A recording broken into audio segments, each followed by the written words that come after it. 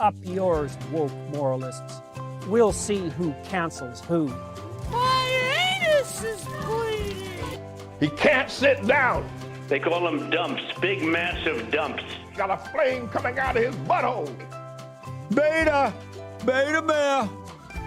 Get in a long tube with a bunch of demons. Don't you ever do that. Don't you ever do that. I tell you don't do it. Oops. We're under attack. It is an alien force, not of this world. It's not human intelligence. Bullshit. Trust me, I'm like a smart person. Bullshit. It's not a salami sandwich. Disappointed! Repeat the line. Disappointed! How you like that, boy? No. Give me a break. Stop it. Fired. Fired! Fired! Bitch, move it along. Now witness the firepower of this fully armed and operational battle station.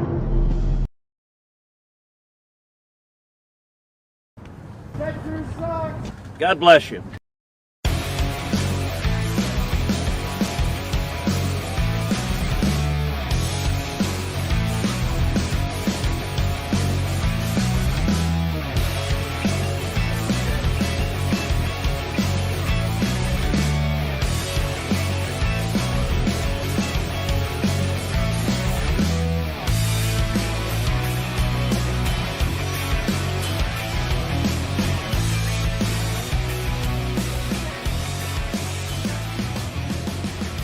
Around the nation,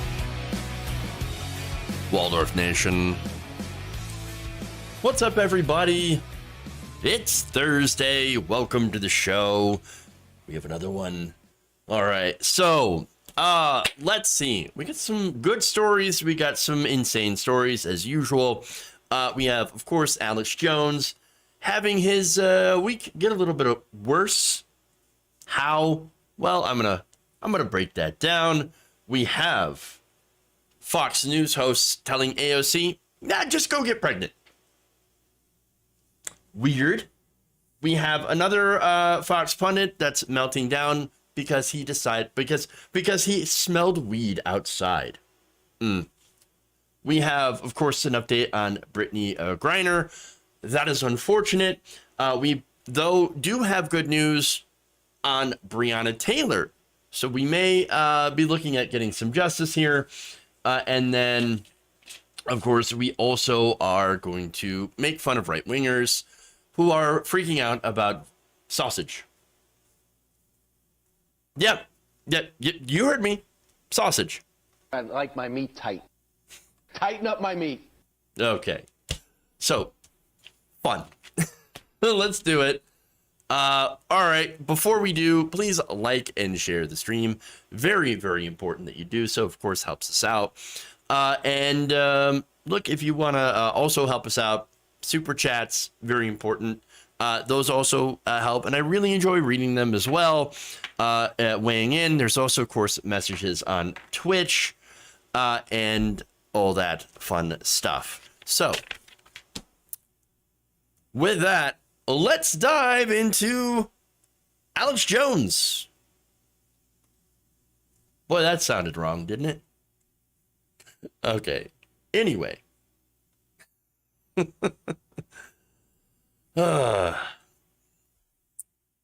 Conspiracy theorist Alex Jones is having a bad week, and it's about to get worse. The House Select Committee investigating the January 6th attack on the U.S. Capitol is now getting their hands on the recently revealed text messages and emails from the host of InfoWars. Yes, on Wednesday, Mark Bankston, the lawyer for the Sandy Hook parents of 6-year-old Jesse Lewis, revealed in court, very, very gleefully, mind you, that he had that Alex Jones' lawyer had accidentally sent the contents of Jones' entire phone, including emails, text messages, had given it to the prosecution. Or the plaintiffs, I should say, in the case. Not the prosecution, sorry. Let me show you that epic moment just so you can see the goodness again. Mr. Jones, did you know that 12 days ago, your attorneys messed up and sent me an entire digital copy of your entire cell phone with every text message you've sent for the past 2 years, and when informed, did not take any steps to identify it as privileged or protect it in any way. And as of 2 days ago, it fell free and clear into my possession. And that is how I know you lied to me when you said you didn't have text messages about Sandy Hook. Did you know that? I love the look on his face when he gets caught. And he's like, what? Oh, uh-oh. Oh no. Look, not only is it shown that Jones lied under oath about, and by the way, Jones has been lying. He's been flouting court rules. So he's been treating this like a circus because he's a clown. And so, yes, he lied about this. He lied about turning in things that he was supposed to for discovery. And now it looks as though the January 6th committee is coming for those messages too. By the way, we also find out that in some of the stuff that was sent to the other side, to the plaintiffs, from Jones, had included some, rather terrible things. We're talking about CP here, okay? And so, yikes, that's another layer of problems. So now, within hours of this, the January 6th committee was at work on a subpoena to obtain the information, according to Rolling Stone. Citing a source familiar with the matter, the magazine said that the House committee is at work to request the data from the plaintiff's attorneys to aid in the ongoing investigation, and I'm sure they will be more than happy to oblige. Now, look, what does this have to do with the January 6th investigation? Well, remember, Alex Jones was there. He was there. He was encouraging people to go to the rally. He had bragged about helping to organize the rally that turned into the riot. According to the article in the Texas Tribune, Jones also helped obtain at least $650,000 from the heiress of the Publix grocery train and InfoWars fan, Julie Fancelli, to pay for the pro-Trump rally that preceded the attack on the Capitol. Of that money, about $200,000 was deposited into Jones, one of Jones' business accounts. Oh, interesting. This is according to the U.S. House's committee to investigate the January 6th attack. On his InfoWars broadcast that day, Jones also told his supporters that this is the most important call to action on domestic soil since Paul Revere and his ride in 1776. And at the Capitol, he used a bullhorn to excite the crowds by repeating, of course, Trump's big lie. He also has strong ties to individuals arrested in the Capitol, including Joe Biggs, a former InfoWars staffer and leader of the far-right group, the Proud Boys. And in late January of this year, he told his listeners that he was questioned in front of the House committee and said that he had invoked his Fifth Amendment right to remain silent almost 100 times. And now we can see why. Fun. Very fun. So what we have here appears to be a giant dump. Big, massive dumps. Big old data dumps of Alex Jones' phone. Oh, that's fun. So now look, if there's something damning in those messages and emails related to January 6th, well, then that could be absolutely devastating to Jones himself, but not just himself, but people around him. Again, we have to see, of course, what's in it. Now, that said, Jones' lawyer, the one, who completely effed up by handing all of that entire treasure trove of information over to the plaintiff's lawyer, is saying, shoot. I guess we're just gonna have a mistrial. Oh, really? In fact, according to Law and Crime, the defense filed an emergency of protection regarding Alex Jones' attorney, Andino Raynell, accidentally sending Jones' cell phone record to plaintiff's attorney Mark Bankston. Gamble, the judge, turned down the request, saying this, quote, "I don't think it's a mistrial based on this." To which Alex Jones, of course, probably replied, "We're under attack." No, he really didn't. But still, of course, he went on to a show and later raged against his lawyer, which is always fun. But hey, you get what you pay for, right? I can't believe they attempted to do a do-over. Like, do-over. Sorry, I really messed up. I need a do-over. I need a redo. Hey, look, we're not kids anymore, okay? You don't just get a redo if you mess up. Especially on this. There are no redos when it comes to complete and utter gross incompetence, as well as, of course, the real issue, defamation. You defame these families who lost their kids by telling millions of people that they didn't actually lose their kids, that their kids weren't actually dead, that this was a whole plot to try to take their guns.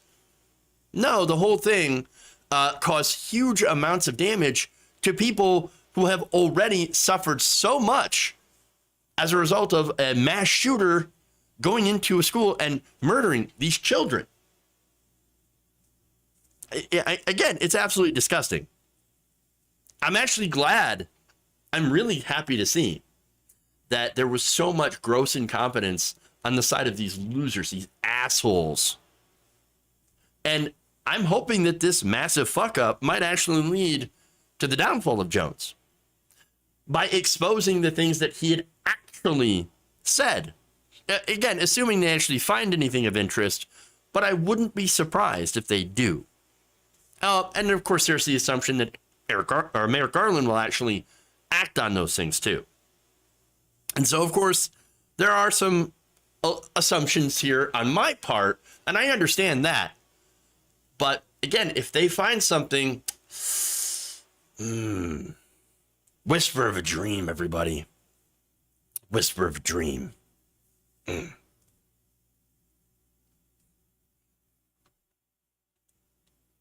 right, moving on.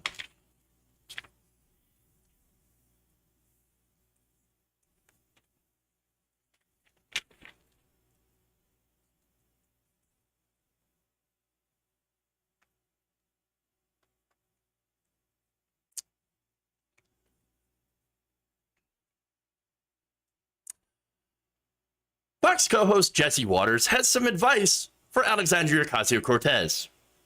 Get pregnant. First, she has to get married. Wait, she has to plan a wedding. Or you want to plan a wedding and run for president at the same time? Oh, I see what you mean. Okay, so then her husband would have to do it and the wedding would stink. Because she just got engaged. She's engaged, yes. And then you have to get pregnant. So why? No. This is how it goes. This is how it goes. Just follow me, Greg. Once you get married, I'm not following you. Then you get pregnant, and then once you have the baby, you have a family. Right. And the media loves it. They eat it up. And it makes you more of a mature person. That's why you're so immature. You don't have any kids. So then after she has the family, then she runs for Senate.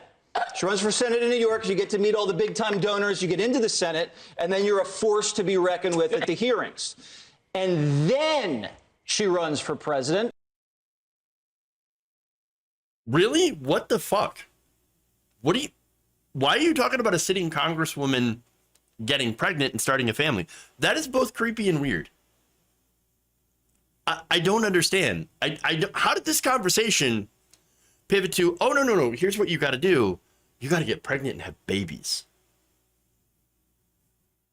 I know they were talking about, okay, yes, there was an op-ed that was written in The Hill, an opinion piece saying, well, we should, maybe look at having AOC run for president. I'm not opposed to the idea for sure, but I think it's a little early to be talking about this. Although, to be fair, there's a lot of Democrats that say, maybe we got to look at somebody way younger than Biden to replace Biden, someone who's progressive. So that's more of what I'm in favor of. That said, getting back to the commentary here, he says, no, we can't do that. She can't do that. She's immature. She's immature. And by the way, nobody takes her seriously.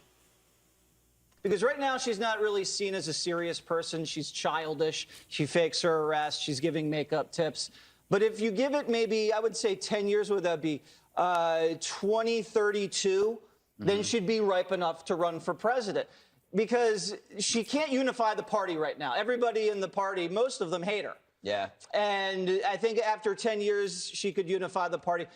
But now, do you think she could today win a state like Michigan or North Carolina or Wisconsin or Pennsylvania? There's no way someone like AOC could do that. And why exactly is that? I mean, Jesse Waters, you're not exactly known for your well done, in-depth, deep analysis. You're talking about, she should really get pregnant because, media loves that. What? Okay. Again, there's really nothing, by the way, that she could ever do that would make her get taken seriously by the likes of Jesse Waters. Why? Because, again, they only see women as objects. And you can see here, they can't help it. Talking about, her sex life, marital life, none of that matters when it comes to her job. They see them as walking, talking wombs. That's why they're obsessed with the so-called traditional values and the family. They see strong, assertive women as threatening. And I think they believe that their only role in society should be the birthing of children, the child rearing, and of course, for male enjoyment. That's why the right wing is obsessed with her. They sexualize her, they demean her intelligence. They do all these things. I mean, for example, remember this creep that was lionized by right-wing media. See, my favorite big booty Latina. I love you, AOC. You're my favorite. She wants to kill babies, but she's still beautiful. You look very beautiful in that dress. You look very sexy. Look at that booty on AOC. That's my favorite big booty Latina. I want you to do a little selfie. I love it. My favorite AOC. Nice to meet you, AOC. Look how sexy she looks in that dress. Woo, I love it, AOC. Hot like a tamale. So that's how they want to treat every woman. Oh, I'm sorry, only the ones that they're attracted to, of course. Now, if you're a Republican woman, and I'm not talking about conservative, right? You can be conservative and not be a Republican. In fact, I can argue very successfully that Republicans are not conservative, they're regressive. This is how they want to treat women. And if you're a Republican woman, if you're a conservative woman, you're helping these people to control your body, to control your life. This is how they think of you. You're an object to them. Now, Waters also compared AOC to a banana, saying that, she's just not ripe enough. She'll never be ripe enough for you for leadership. But I want to get to the point where he actually is correct about one thing. Most of the Democratic Party, and I'm talking about the leadership, I'm talking about the other members of Congress. You're right. He's right. She does. They do not like her at all. Most of the party does hate her, the party establishment. And it's not because she's immature or anything like that. No, it's because she actually has challenged some of the money and interests in the party. Now, I do think that she should be more aggressive on that, for sure, and to call more people out. But hey, look, she has challenged in some respect some of the money interests that control the party. Okay? They do not like that she occasionally speaks out against the corruption of the status quo. And getting to that, they're afraid of her message, just like the right wing is afraid of her message. And that message is that we can do better for working people in this country instead of favoring the wealthy and powerful. Now, Jesse Waters, again, personally afraid of that message because his entire job is to distract you with manufactured culture war bullshit. And when people see through it, well, then they stop watching people like Jesse Waters, and Jesse Waters stops getting paid. When it comes down to it, money and power is what it's always about.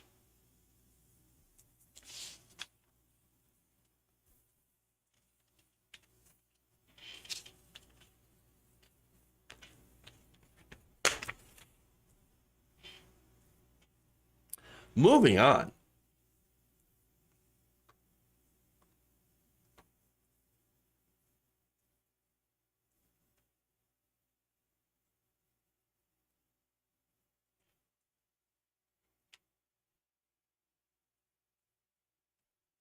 That we're coming for him, yet we're allowing these people out onto the streets, and we wonder why there's an exodus going out of New York and out of San Francisco and Los Angeles. It is primarily due to crime. It's due to the drug use that we see in the open air. I took a walk up to Central Park yesterday, had some time to kill. I could not escape the smell of weed everywhere. And it's just, New York is not what it used to be. And this mayor can talk a big game, start to do something about it, sir, because you're going to lose all that tax revenue as people move more and more to places like Florida, to Kentucky, to Idaho. The weed smoke. I can't escape the weed smoke, even though I'm outside, literally. Oh, wait. Okay, look, I know cannabis smells, okay. And look, I'll be honest, I don't exactly love the smell, okay. I've never smoked pot in my life. I don't plan to. But I'm also very pro legalizing cannabis. But this guy says, well, I went up to Central Park one day, recently, and I couldn't escape the weed smoke. It's everywhere. You have to be really close to someone in order to smell the smoke. All right. So maybe, I don't know, you should not stand so close to people. What are you trying to get a contact high or something? I don't know. It's sort of like the comic when you, with that entire room of urinals with one person in it and the other person walks in and comes right up next to you. Only in this point, it's Joe Concha complaining about how loud you're peeing. So that's who this guy is. Now, interestingly enough, there's a host there, Dagan McDowell. So now she actually pushed back. And here's what she said, quote, "It's not the smell of marijuana that is the problem." Oh, okay, good. "It is the fact that there was a gunfight in my neighborhood before I was coming to work last week." So, it started good, then it went stupid, because I absolutely call BS on that last part. Dagan McDowell is estimated to be worth about $5 million. Her husband separately $5 million. Speaking of her husband, he works on Wall Street and writes articles for right-wing outlets, including Fox Business. She also makes about $350,000 a year working at Fox News. And so she's not living anywhere except for in a gated community. I highly doubt that she sees any gunfights on the regular. I would be very, very surprised. I know there's been an increase in crime in New York City, as we've seen in a lot of places. It's actually not as bad as it was in the 80s. There was far more crime, but there has been an uptick, of course, coronavirus. And so I'm not saying it doesn't exist in New York City or in big cities, but in reality, a lot of big cities are actually really safe as well. And I'm also not saying that the crime isn't a concern. No, it very much is a concern. So I agree with the point where she makes, where it's not really an issue when it comes to the pot. But again, I also disagree with weirdos like Joe Concha. What he's doing is reefer madness 2.0. And that is, and I've discussed this before, how they're trying to tie legal cannabis, people using marijuana, to violent criminals. But there's no correlation to that. Doing marijuana or smoking a joint, whatever, that does not make people more violent. That does not create violence. Not the same things. And look, if you don't like the smell, like I do, that's fine. I don't like it, so I move on. I go somewhere else. Okay? And that's it. That's what you have to do. Bitch, move it along. Oh, right. I'm out. I don't like the smell. I go somewhere else. That's fine. Again, I don't try to criminalize people for doing something that basically harms no one else. And understand that this is what people like Joe Concha want. There is a string of they're regressives, really, that are obsessed with controlling what other people do, controlling their lives, controlling what you do, wanting to tell you what to do.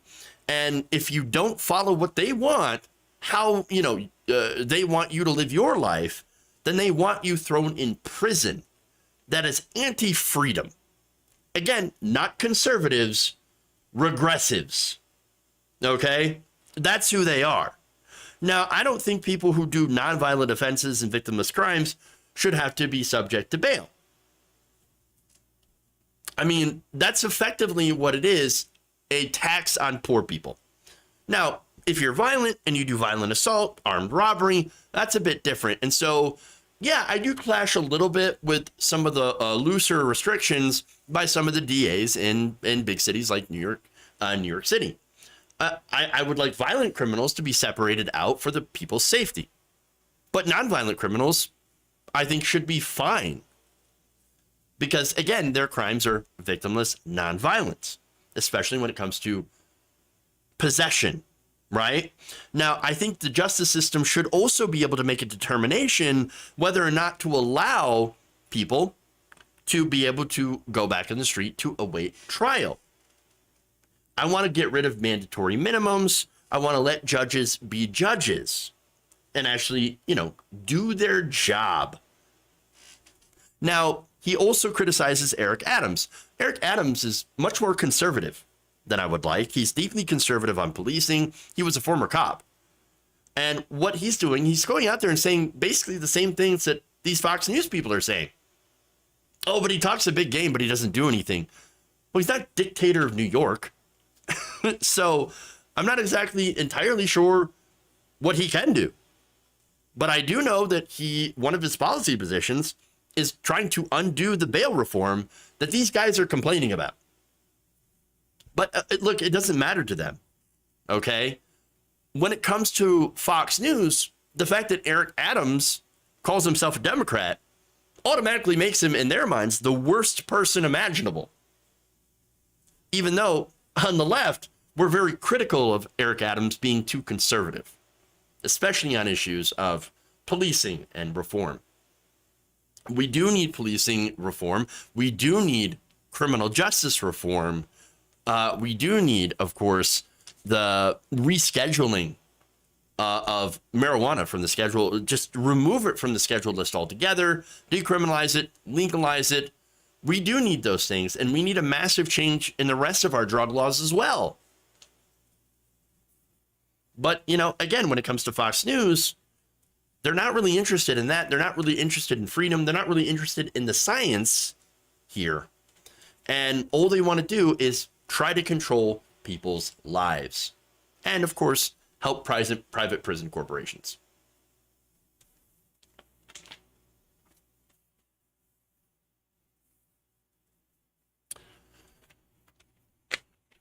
All right. With that, let's move to Brittany Griner.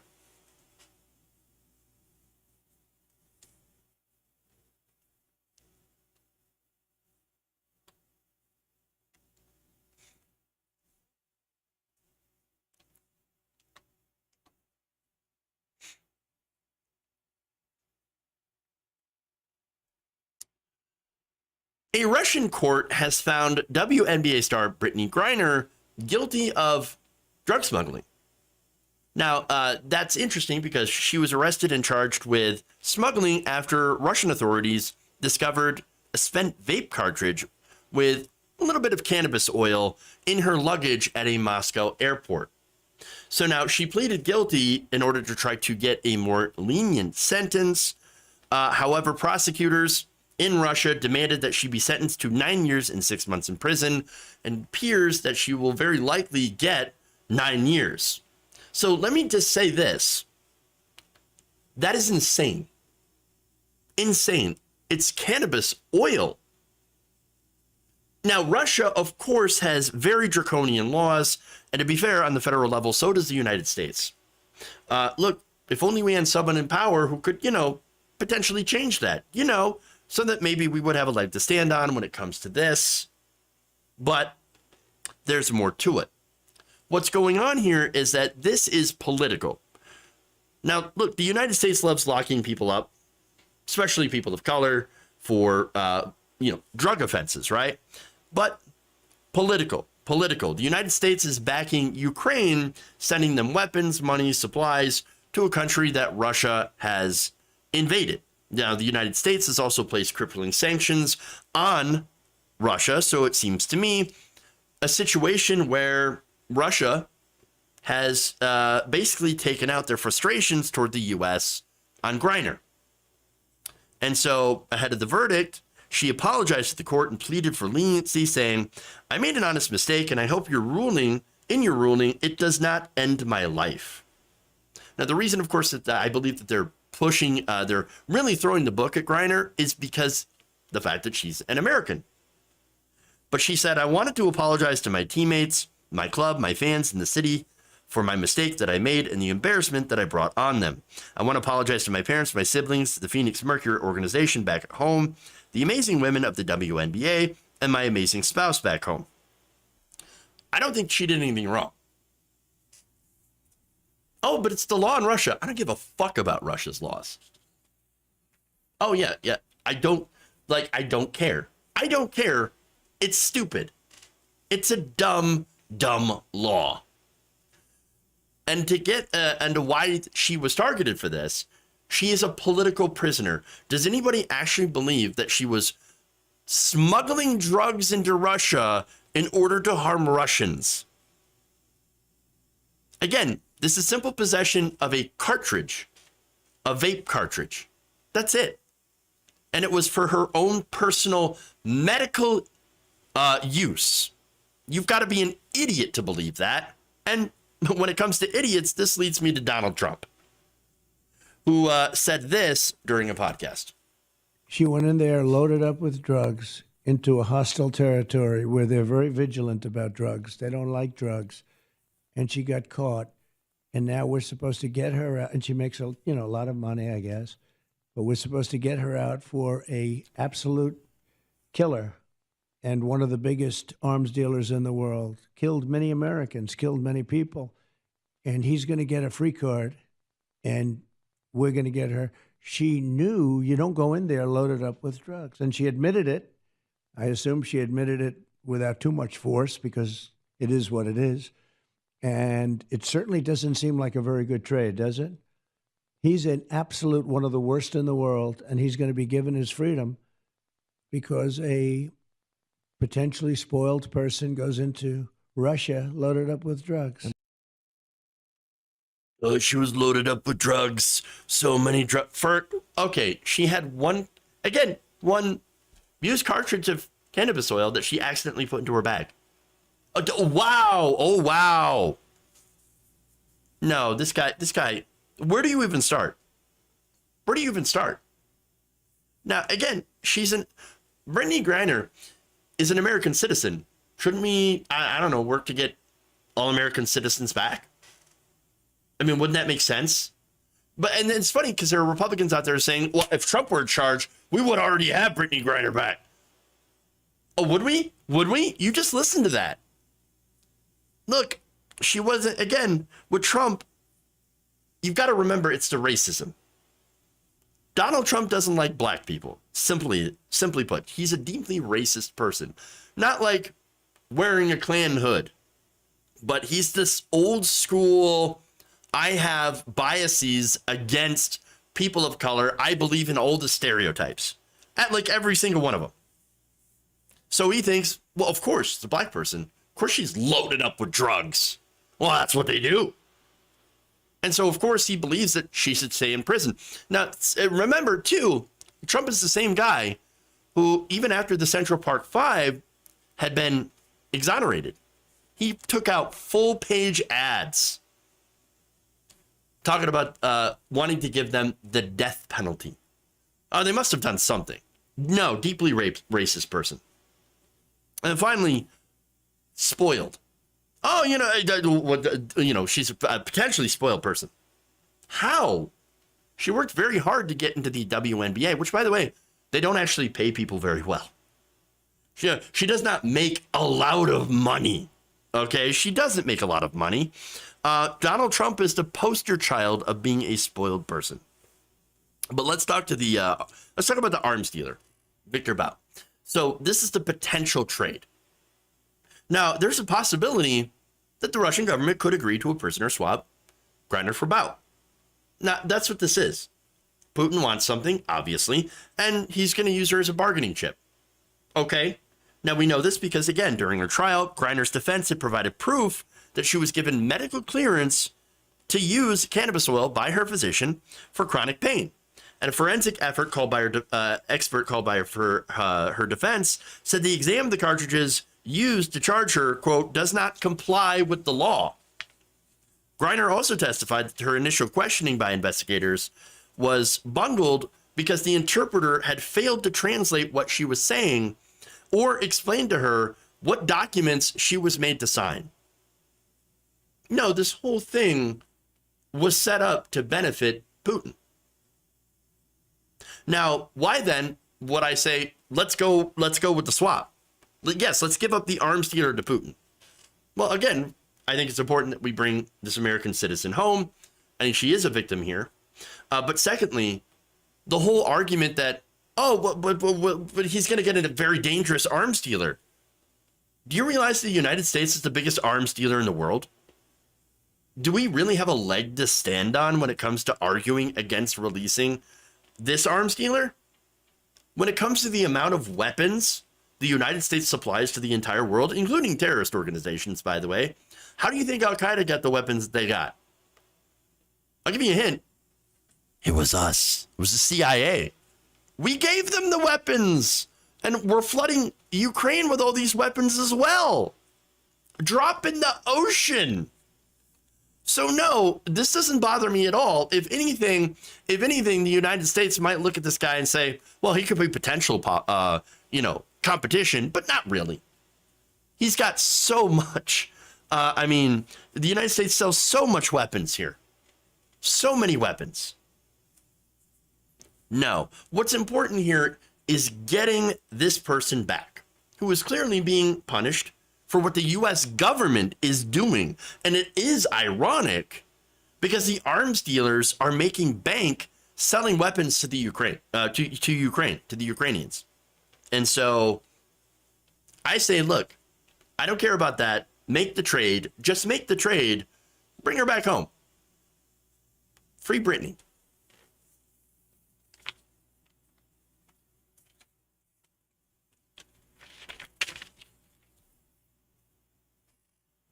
All right.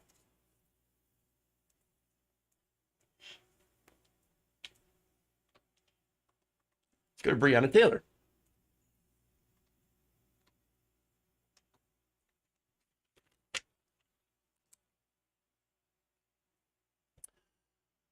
Attorney General Merrick Garland just announced the Department of Justice has filed charges against the former and current Louisville police officers in connection with the death of Breonna Taylor.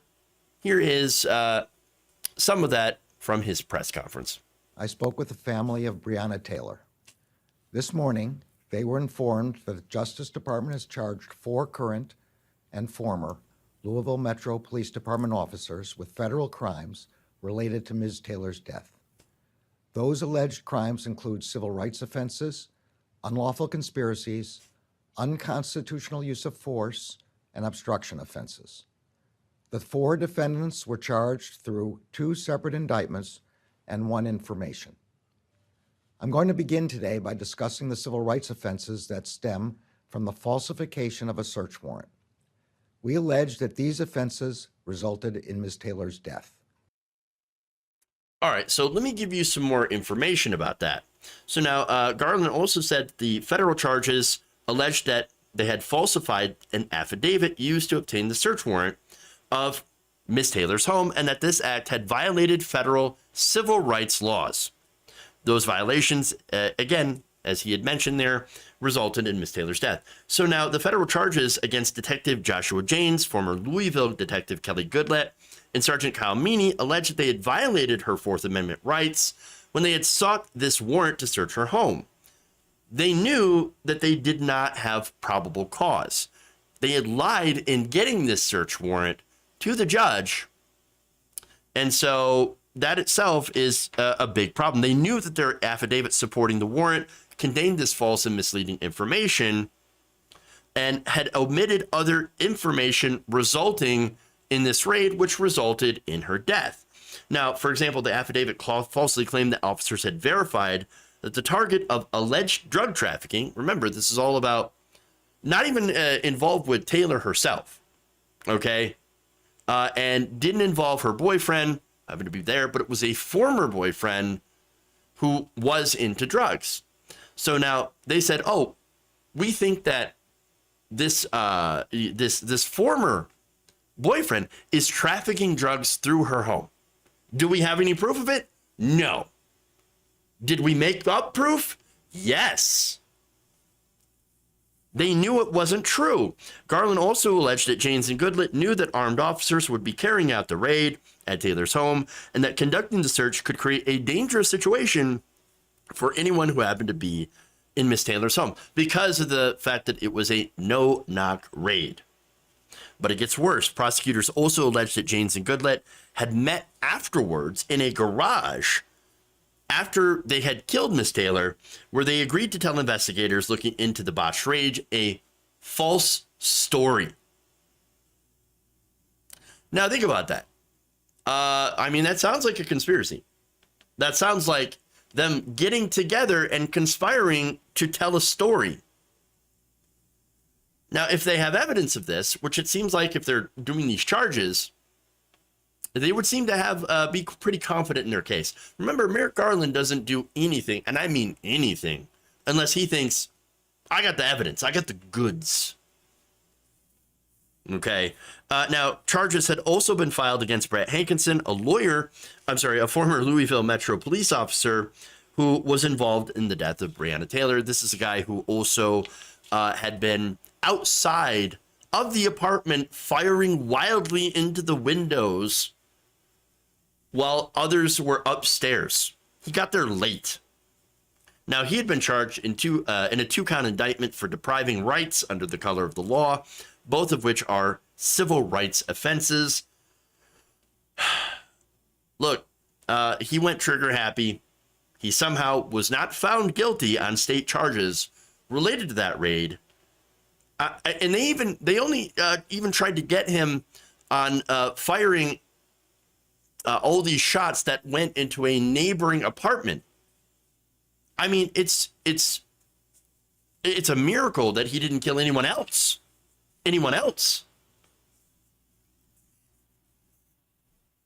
But look, again, the state charges, they let all these cops go.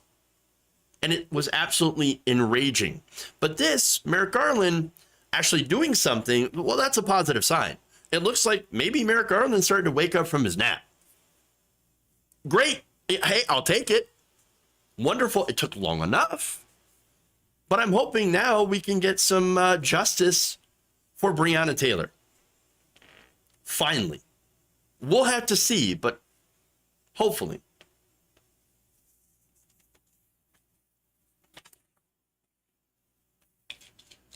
All right.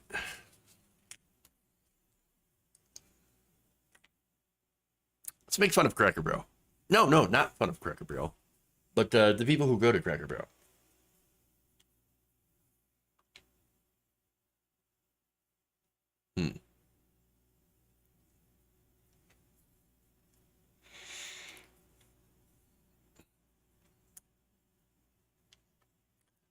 Cracker Barrel is getting some blowback from people for offering meatless sausage. I'm not kidding. On Facebook, Cracker Barrel posted that it is adding the plant-based sausage from Impossible to its menu. So it's the Impossible sausage. In fact, in that post, they wrote, "Discover new meat frontiers." Yes, because, you know, they want to go boldly where no middle-aged white person has ever gone before. Which, by the way, I've never actually gone to a Cracker Barrel, so that would be new. Now, they did write, and they did not add that last part to boldly go, but they did write this: experience the out-of-this-world flavor of Impossible. Sausage made from plants, next time you build your own breakfast. Okay, great. New offering alongside all the other stuff. What's the problem? What's the issue here? Look, judging by the reaction, there are a couple of different types of people here. There's, of course, the people that are big mad, which I think are actually a small minority of this, right? Then there are people who are kind of fake mad, making jokes. I think that's a big majority. And then there's the people coming in and reading all the funny comments and the rage. But again, there are some people who are mad, and they're just mad because, well, they're reactionaries. So let me give you some examples, right? One person wrote, "All the more reason to stop eating at Cracker Barrel. This is not what Cracker Barrel was to be all about." What exactly was Cracker Barrel supposed to be like?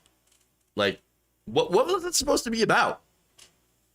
Offering food that people want to eat. Well, again, this isn't replacing their sausage.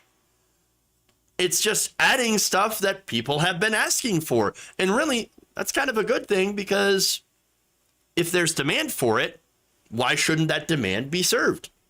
There is a demand, and it looks like there's a positive shift in the culture to try things that aren't quite as environmentally damaging. Great. Good. Because look, let's be honest, cattle farming is, well, not just cattle farming, but industrial agriculture is a pretty big source of emissions. Now, you also have 100 corporations that I think produce about 70% of the emissions. And so, you know, maybe we ought to talk to them about reducing their emissions. But nonetheless, I don't have any problem with people going and actually choosing to eat things that are plant-based instead of meat-based. Another person says, "I just lost respect for a once great Tennessee company."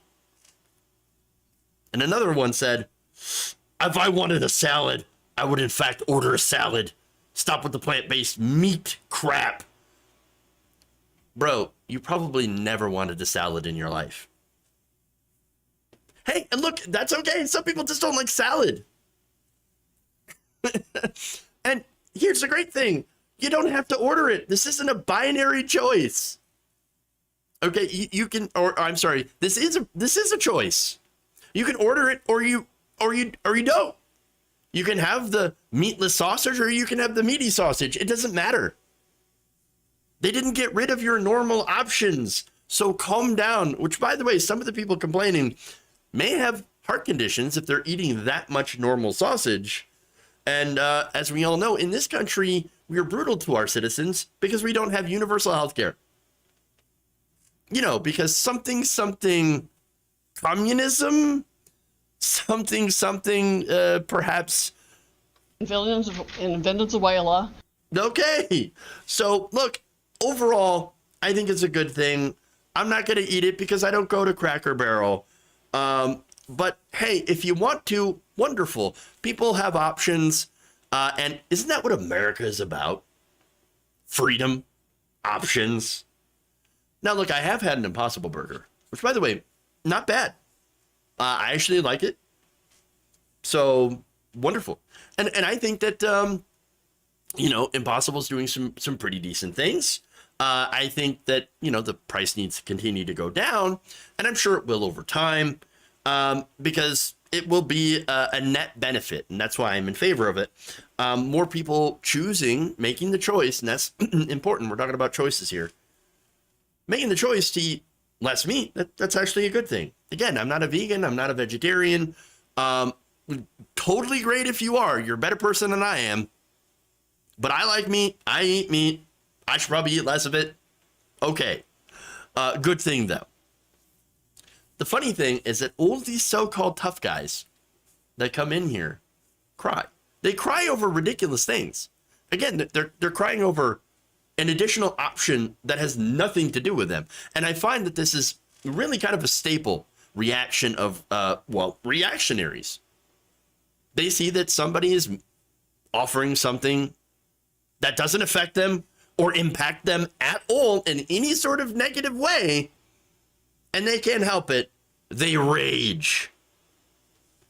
Hey, nobody's taking your meat from you. They're not going to snatch your hamburger, okay, or your sausage. They're not doing that. All right? Tighten up my meat. I like my meat tight. Look, again, nobody's forcing you to eat any of this, okay? Or forcing you to not eat meat. One more point here. Again, I looked at the Facebook posts, and again, I honestly do think that a lot of the people were just messing around for laughs, and it's funny. It is funny. But I did see a lot of comments from fellow leftists that were just coming to watch the snowflakes melt. That's also fun. Yeah, and yes, while there's some negative, there's actually a lot of positives. And I think that's interesting. And again, by and large, welcome change, more choices, and a good direction that restaurants are actually going into to, not only diversify choices, but add in some slightly healthier choices.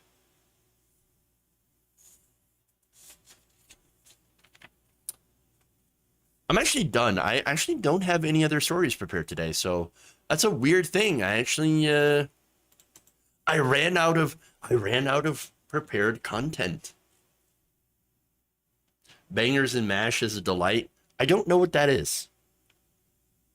I'm assuming one thing is a potato, but I don't know.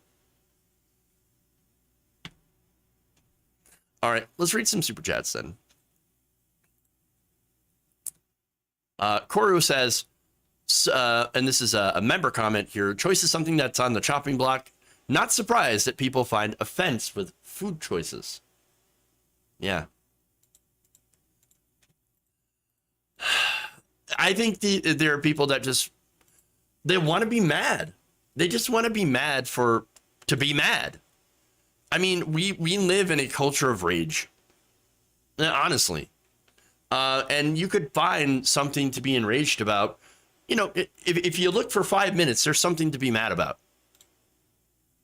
And I think that's because the algorithms. So let's go to the algorithms. Let's look at how social media is really structured.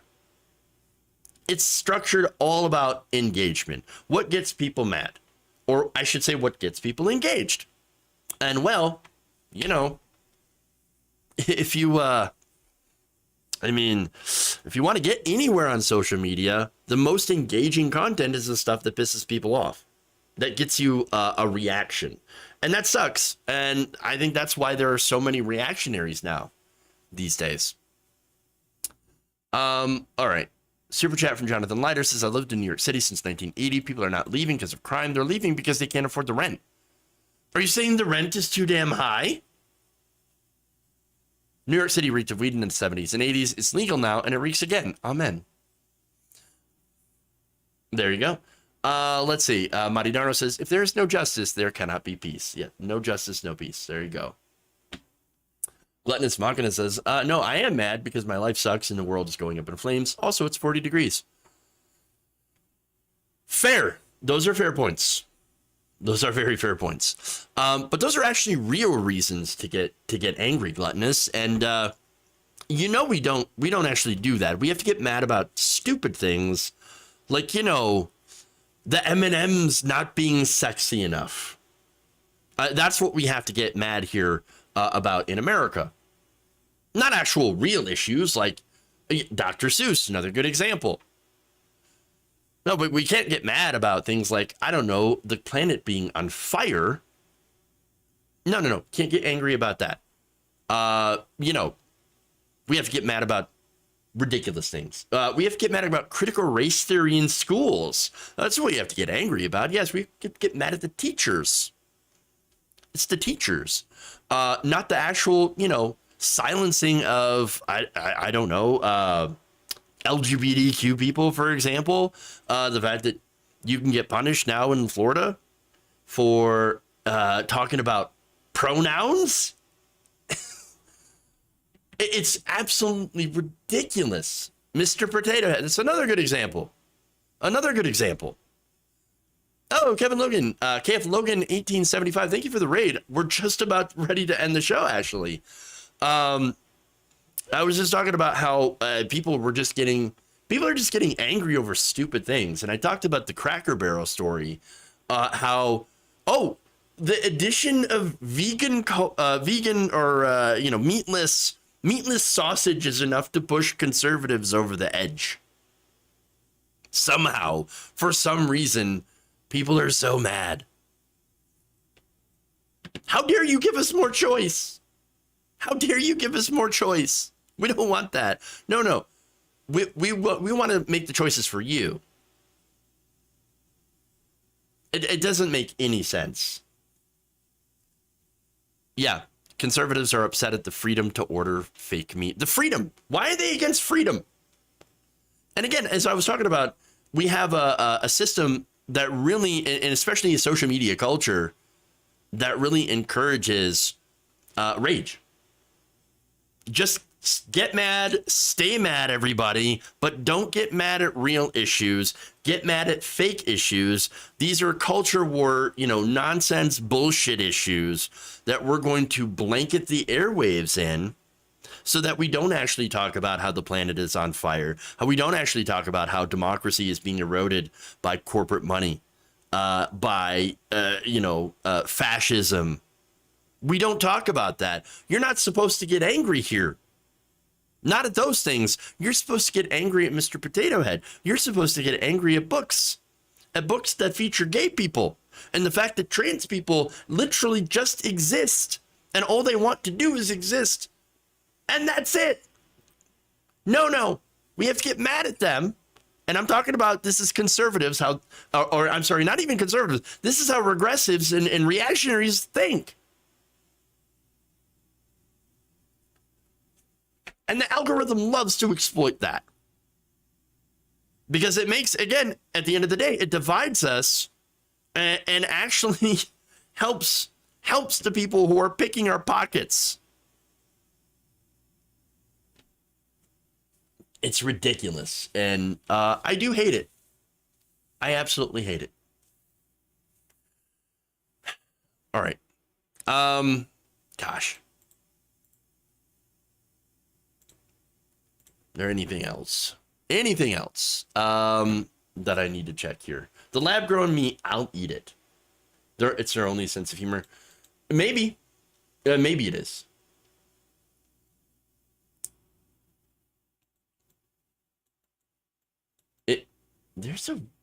Channel the anger, focus it like a laser, and aim it at the ones responsible for our problems. I would start with Rupert Murdoch. That's a good point. Conservative here. If I speak, will I be labeled a troll or banned from live chat? If you're an actual conservative, then we can actually have a conversation on whether your ideas, conservative ideas, are good for the country or not. I'm actually fine, with open dialogue. But most conservatives that I see, and again, most that I've seen and have interacted with, are not actually conservative. They're regressive and are reactionary. So again, if you want to talk policy, if you want to say like, okay, I think that this might work better, for our country, then I'm open to those conversations. I'm open to those things.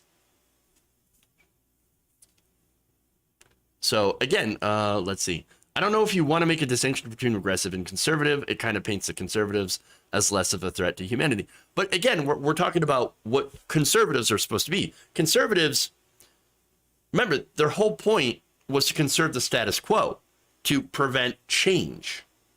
Okay? What regressives are, they want to take us back. That's what the current Republican Party is doing. It is taking society and culture back to an earlier time where, for example, women had less freedom, to roll back the rights of same-sex couples. So talk ideas, not people. Got it. Yeah. Generally. Yeah. I mean, if you want to like make fun of Nancy Pelosi, I'm totally fine with that. Because I'm not a fan of Nancy Pelosi or corporate Democrats either. Back to the 50s again. We're talking 1850s though. So, I mean, again, that's what we're talking about. Let's regress to when we had a 90% top marginal tax rate. That's fair. That is fair. I would actually be okay with that. We could also regress to a point where we actually had strong union representation in this country. That would be great. So again, there are some things where we actually had a strong progressive movement back in the day that was pro workers' rights. And I think that's very important because it's lost today. We do not have a society really that is pro-worker anymore. What we have is, unfortunately, very individualistic pro-corporate that is full of a lot of these social and economic divisions that are keeping working people from being able to get together and to actually fight for, things that will help all of us. 1950s is pretty far back too. Racial segregation, intermarriage ban, LGBTQ people criminalized, women very limited in owning property, et cetera, et cetera. Yeah, you're also right on that. Women couldn't actually take birth control until 1965 in some states. And then it was, I think, and I've given the stat before, it was in the 80s that they could actually take out credit cards. 50s were good for tax policy. Yes, not so good for, if you're a woman or if you're a person of color or anything like that. So, but we've had a lot of massive social progress, but economic regress. And let's be honest, that's also why I think the Democratic establishment specifically does like to focus more on some of those issues as opposed to, some of the economic issues. Now, progressives have pushed that conversation back to the left in talking about, hey, let's raise wages, let's do more unionization. And I'm talking about progressives here. Women were not originally allowed to own property with a male co-signer in the U.S. until 1979. Yeah. Think about it, says Glutinous Malkina. Up till the 80s, you could maintain a house, a wife, 3 kids, a dog, 2 cars with 1 salary. Then billionaires happened. I wonder what happened about that time. Oh, right. We had a couple of different Supreme Court decisions, thanks to the era of Ronald Reagan, for example, that flooded the political system with money. So you had corporate money that was considered speech, corporations considered to be people with speech rights, with First Amendment rights, and that speech was money. I mean, what happened to the system, right? You ended up having this flood of private money go into the public political system, enriching these candidates. And who do you think the candidates are going to serve? Well, they're going to serve the people that pay them, that help them get elected. So that's a very good point. Combine the old times with the new robot police dogs and public surveillance, and it's party time. Oh, yay.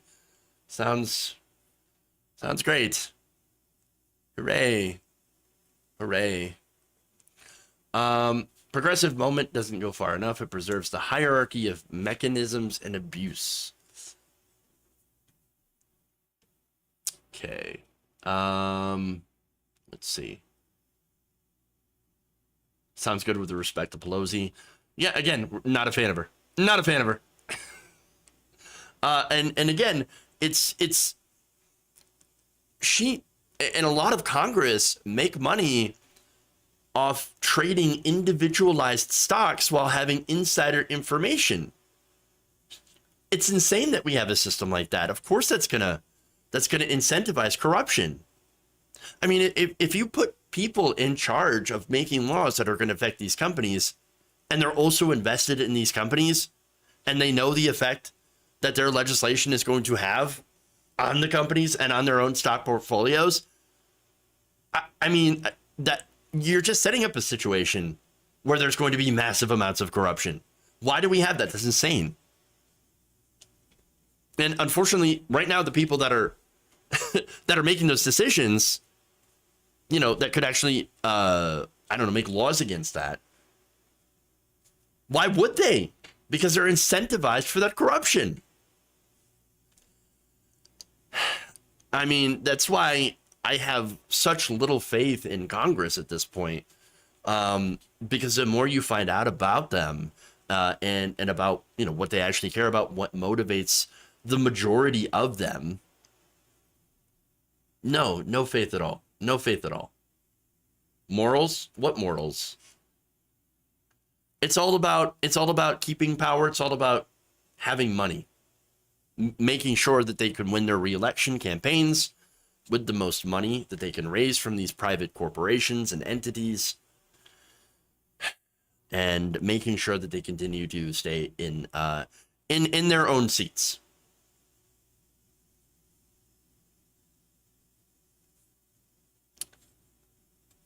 Let's see. Is there anything more? We only wanted her as speaker because she was the least corrupt of the offered options to give us the thinnest illusion of choice.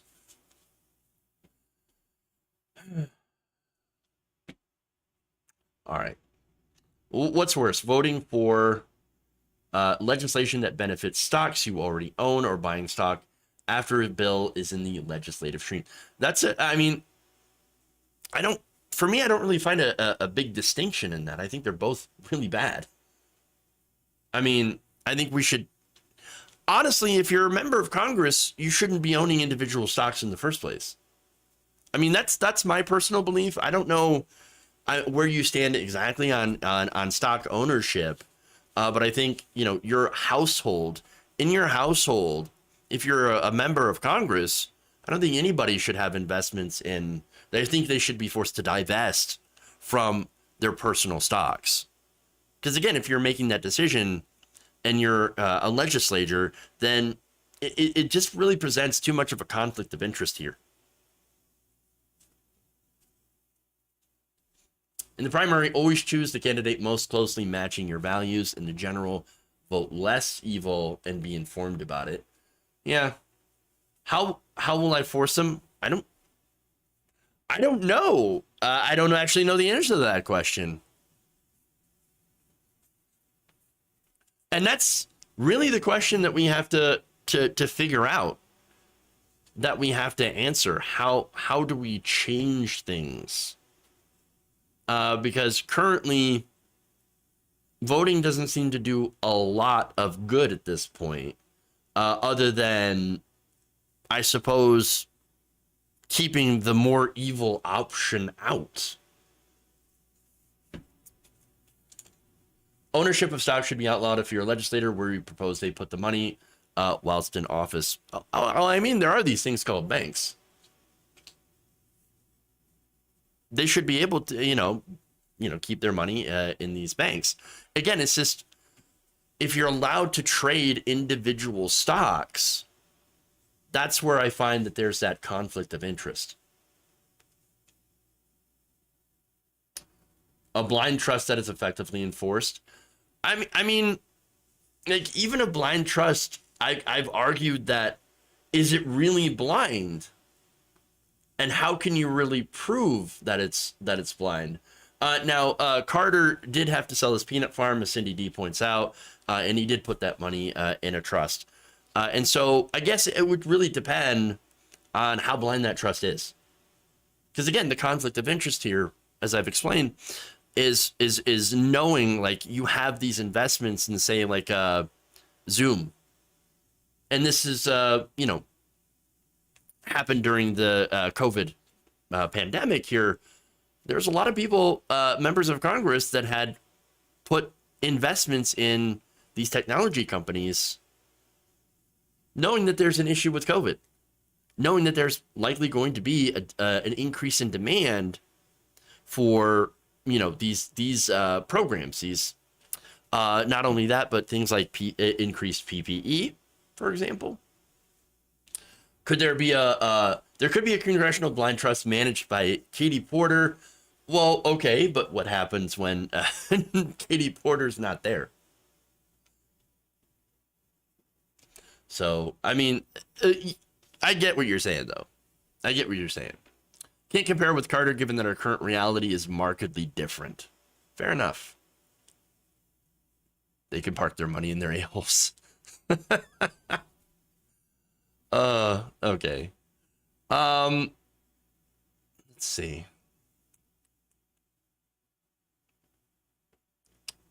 Thanks for giving us the facts. Well, you're welcome. I appreciate that. Organizing mutual aid and seizing the means of production. Okay. Let's see.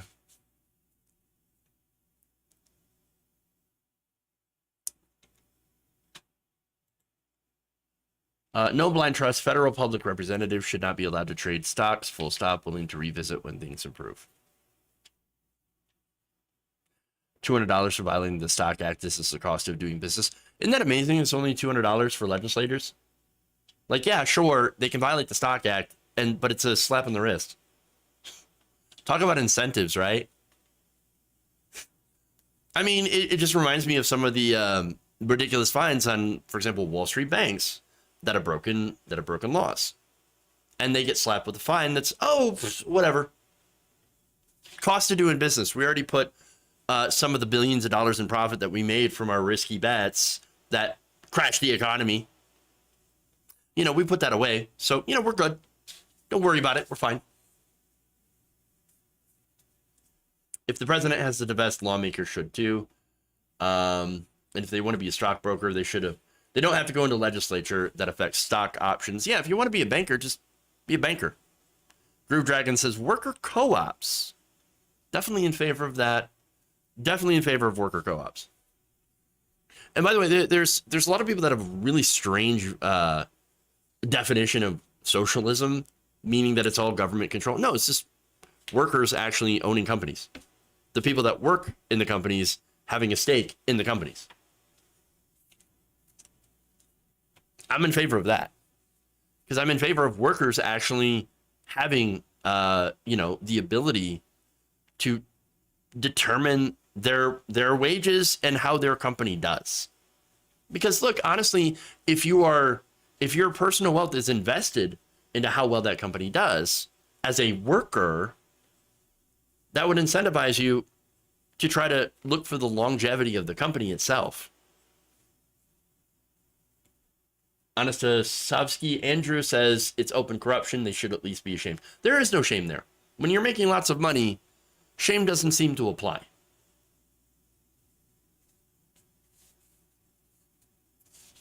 At least try to hide it. Well, yeah, again, they are super, super open about this corruption. What about stock options in the company that you work in? Fine, but I don't think that goes far enough.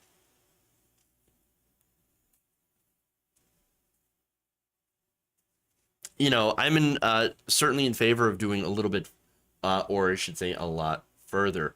Richard Wolff has some excellent lectures on YouTube regarding worker co-ops. Yeah, he's a really good expert on that. But I think I'm gonna head out actually. I'm again way over time, and I gotta get some work done on the stuff that I did, the editing here. So what we're gonna do is don't worry, we're gonna raid. Let's raid into. Did we do a surfs raid yesterday? No, we should do a raid into Ravana. Ravana, good friend of the show. So check her out. She's on Twitch.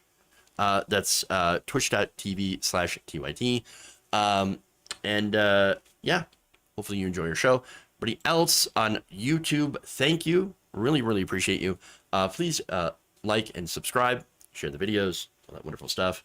Don't forget to eat. Yeah, I do gotta eat something too. And drink water. I must drink water. I always have a tendency to forget. Thanks for not banning me. I'm not gonna ban people if you're a good faith person. If you're a good faith actor and we disagree, no, I'm not gonna ban you. I don't do that. You know, if you're actually bringing somebody the positive to the experience, and a different perspective, I'm very, very welcome to that. And I appreciate seeing these different perspectives, even if I again don't agree with them. So welcome. All right, everybody, thank you. Love you all, and remember, change begins with you. Good night, nation. We'll see you all later. Have a great night.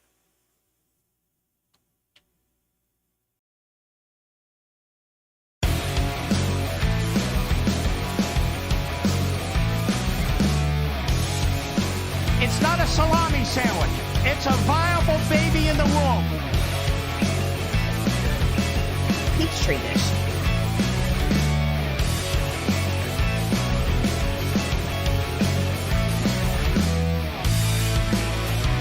I like my meat tight.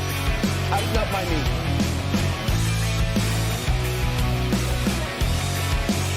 Obama.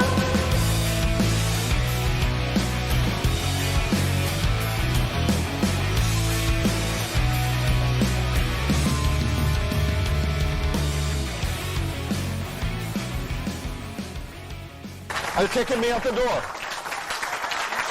They're kicking me out the door.